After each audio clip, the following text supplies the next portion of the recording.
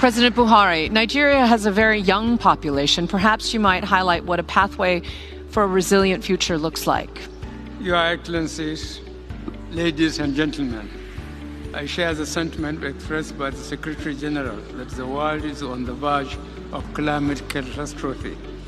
Undeniably, climate change is a human-induced phenomenon. It is now imperative that we must step up our collective climate actions in line with the request of the Secretary General. It is in this regard that I wish to reiterate Nigeria's commitment to its obligation under the Paris Agreement, the aspirations enshrined in our national determined contribution, and ensure a resilient future that mainstream climate risks is our decision-making.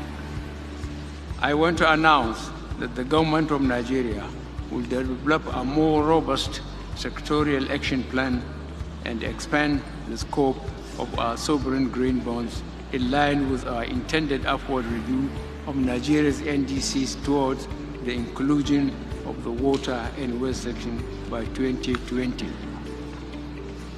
We will take concrete steps to harness climate innovative ideas by including youth in decision-making processes as part of our overall climate governance architecture.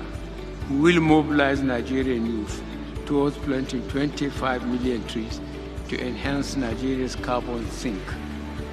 In the energy sector, Nigeria is presently diversifying its energy sources from dependence on gas-powered system to hydro, solar, wind, biomass, and nuclear sources.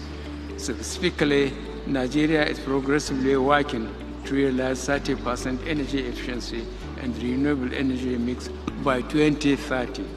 This is envisaged to lead to 179 million tons of carbon dioxide reduction per annum by 2030.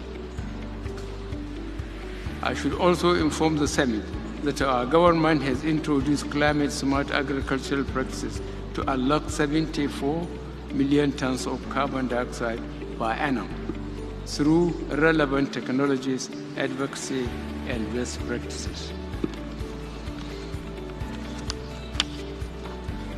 As you are aware, the Lake Chad Basin, which used to be a region of productivity, food security, and wealth for an estimated 40 million citizens living around the lake basin, has shrunk significantly from its original size due to climate change. We will continue to lead in efforts to have solid partnership for the ecological restoration and recharge of the Lake Chad.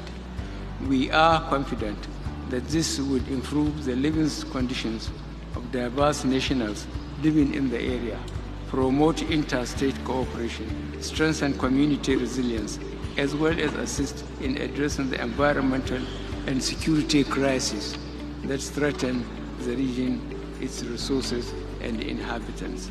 I'm glad the Secretary General and some of the member states presented in this hall are partnering with us in this endeavor.